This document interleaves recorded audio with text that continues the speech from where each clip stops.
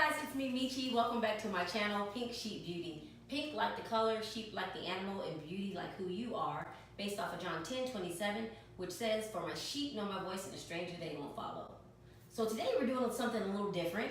I decided to bring in one of my friends. This is Jay Lagera, aka. And we are just going to talk to you guys and just chat it up. I don't even know what the topic is. I was thinking about originally doing like a mukbang or whatever, but we just ate. We just went to the Olive Garden, so we're full, so we can't eat anymore. And then it was like maybe a get ready with me. We've talked about that in the past, but we were already dressed. Right. So I just recently came back from an event called Fueled and on Fire with a lady by the name of Keisha and another lady by the name of Demi, and they were just talking about purpose and destiny and just the things that we deal with when we have purpose and destiny in our lives. And Lagera met up with myself and Sheila after we went to the event, and we were just talking about what we learned in the event. So we left an event recently, and it was so good. They were talking about purpose and destiny and all the things that if you have a calling on your life are typical buzzwords that sometimes pass us up and we don't act on them. And Lagera's got a lot of dreams, and I've got a lot of dreams and goals, but we also suffer from, for lack of a better word, follow through sometimes. Right? Absolutely. So I think that a dialogue would be good about what it is that we see ourselves doing and not doing, and how to get out of that cycle, because at the end of the day, our job and our destiny and our purpose is to glorify God. That's the only reason why we're on the earth, right? And if he's given us a purpose and a plan, we need to act on it. Absolutely. Right? So LJ, Yes. give a little insight on how you feel about purpose and destiny and what it means to you. First of all, purpose and destiny is the very thing that God called you on this earth to do. To not only feed your family, take care of yourself, but also to bring others into the kingdom. But you also enjoy it as well. So it is important to me that I fulfill my destiny, my purpose, because what we fail to realize sometimes is that when we don't, we miss out on the other people that we're supposed to bring in, because there is a tribe that I bring in, and there's a tribe that Michi brings in. Yeah. And if we don't fulfill our purpose, then we're actually not allowing those people to be seen. Now, of course, I believe that God is going to bring someone else into another person's life to bring them in. Right. But I want God to say, well done, my good and faithful servant. Yes, God. And the gifts and things that I've given you, you've actually multiplied. You've actually done something with it. Because the Bible talks about that, right? Exactly. There's like these servants, right? And then, and then the gifts. The gifts, like the owner and the talents and the money. The owner gives one guy a certain amount, then he gives another guy a certain amount, and then another guy a certain amount. Long story short, the two prior to the third one, they actually took what the owner or the master gave to them, and they grew it, and they brought it back to him, and he was pleased.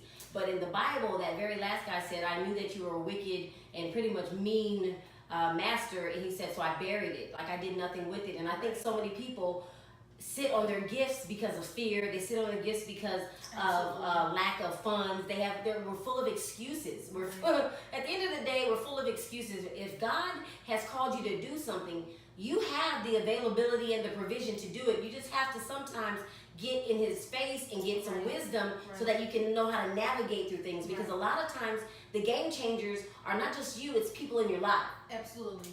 Absolutely. Because I've heard an author say that the 5 people that are in your life, that look at those 5 people and that's how you are. Because they are a reflection of you.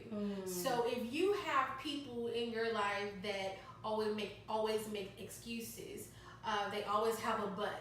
Well, I could have did it, but yeah, I really like to do that, but got a big old booty. It's got a big old booty. So just do a squash just so they can have a butt. We gotta stop making excuses and just do what God has called us. And sometimes, yes, is it scary? Absolutely. Is it sometimes mind-boggling, because the things that God show you, okay, Lord, are you serious right now? You want me to do that? Like LJ. Big Meech. Are you serious right What?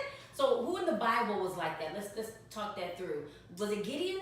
Do you remember Gideon in the Bible? He was a man that was very, he had low self-esteem, he was afraid, and the Lord told him to move, and he was like, I don't think I can do it, and God was like, no, you the man. Right. You're the one that I chose. You're the one that I chose. And there's King David. David wasn't even looked at as a king because there were 7 brothers that came before him. And when Samuel went out, was it Samuel or Nathan?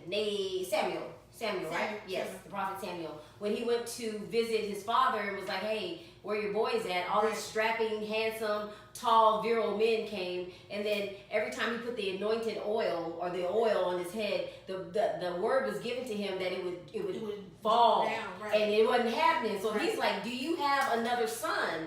And his dad, is it Jesse? I think his dad's name was Jesse. He's like, yeah, I have David. But he's just a shepherd boy. He's out there in the field. Smelling like sheep poop. Let's talk about it. Let's talk about when you don't smell so good during the process. See, people don't always see your gifting. They can't always see it. And the reason why they can't see it is because it's not for them.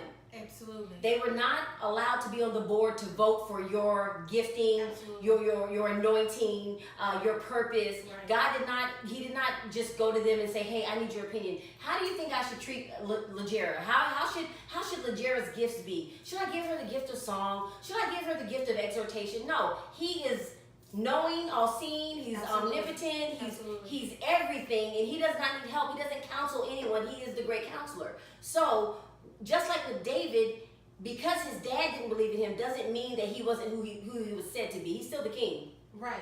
And also, not just that, as far as you not smelling, sometimes you may not even know or what you have inside of you. Because sometimes what people would count out, come on, God counts in. Come on, say that again one more time with Jared. Say it one more time, okay? Say it one more time. There are times that the very people that count you out, God counts you in. My God. Just because you don't look like you're supposed to do that, it doesn't mean that that's not the calling and the gifting that's on your life. That's so good.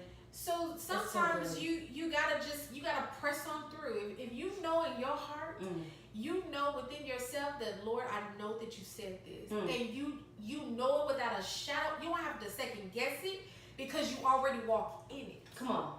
You already walk in. I think a lot of people sometimes don't realize you really do walk in your giftings, but you count it out because it don't look like somebody else's. Okay, Lajera did not get a chance to make it to the event today because she was getting her hair did, as they say in the South. Okay, she was getting her hair did, and that was one of the things that one of the speakers, Keisha, was saying. She was saying that you discount who you are and what God's given to you because you're on Instagram or you're on Facebook or you're looking at your immediate circle or you're saying, well, she does it this way, maybe I can do it, or he does it this way, ooh, that's a good way to make money, or oh, I can do that, I can do it. There are some things we were talking, there are some things that I know I can do, but God didn't call me to do them, right? So I'm really just spinning my wheels, and until I do what it is that he called me to do, all I have is just a bunch of talent, but I don't have any gifting. See, there's a difference. We all know somebody who can sing, but some people can sing. Some people are talented, and some people are gifted. Fantasia is gifted. She's giving that anointing. My God. Let's talk about it. My God. That young lady, like, she sings like no one else, right? Like, there are certain people that they stand out and they're known for what they do. There are a ton of singers that are on the radio right now, that are on television right now. You don't even need to sound good anymore. You know that. You guys know that. Auto-tune. Yeah, auto-tune. You know why? Because they're talented. Yeah, but not gifted. Come on. My God. Not gifted. It amazes me that, because when we were talking about this earlier while we were eating, that even I had to look at myself and go, okay, yeah, I can do this and yeah, I can do that, but what am I gifted to do? My God. But because we have a lot of little knickknacks, talents that we can do, but there is this one thing that each of us can do that God has put a stamp of approval on, that when you walk in it and you do it, not just your life, but other lives are changed by it. And if you know that there's something in you that other lives can be changed, that is what you need to be walking in. And I'm going to piggyback off what you just said because it's so profound. I agree with everything you said. And one of the things that Lajera said was there's this one thing that, you know, God has put his stamp of approval on. But what I think is so cool about the Lord that we serve is that, yes, you start off doing one thing, but because he's so awesome, they become branches, right? Yes. They branch off into other things. So you've got all this talent and you don't know which one to pick. But when you start walking in your purpose, he allows it all to come under one umbrella. Exactly. You know what I mean? Exactly. So you're not just that one thing. You're not just a person who speaks. Now you are an author as well. And then you start doing video, and then now you're writing books, and now you're touring around the world. Do you see what I mean?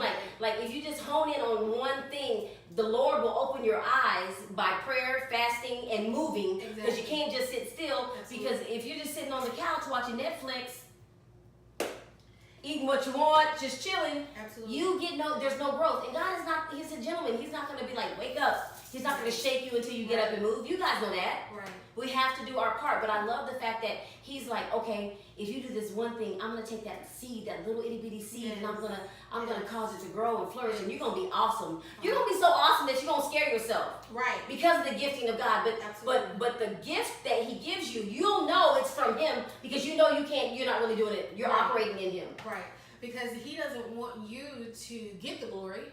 No. Oh, I did this on my own. No. You will know because it's like without God. I know it. If he didn't give me the supernatural. I remember I heard my uncle, Pastor Edley, say, you have natural, God has a super. And he puts his super to your natural, he makes it supernatural. And so you know that something, wasn't in your own ability. You wasn't educated for it, you didn't go to school for it, you didn't have a craft for it. But because he put his super to your natural, you know, and then when that happens, the supernatural begins to change your environment. It begins to change you. It begins to change your mind. And then it begins to change the lives of others because before it touches others, it's going to touch you first. That's so good. That's so good. You know, I think one of the things a question that for someone who's watching and might say, I don't know what my gift is. I don't know what my purpose is. I mean, there are tons of people running around the world, adults today, functioning in society that have no clue what they're supposed to do with their lives. And it all starts with the Word of God at the end of the day. I don't care who you are, it always starts at the end. Starts with the Word of God. But you said something very profound, and I just lost my train of thought. But it's going to come back to me. Golly, I was going to say something. You said something that made me say, "Oh gosh, it'll come back to me." I don't remember. It's okay. I guess we're going to have to take a commercial break.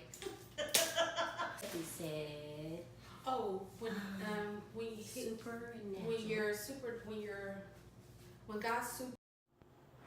You are holy, holy are you, Lord God Almighty. Worthy is the Lamb, worthy is the Lamb. You are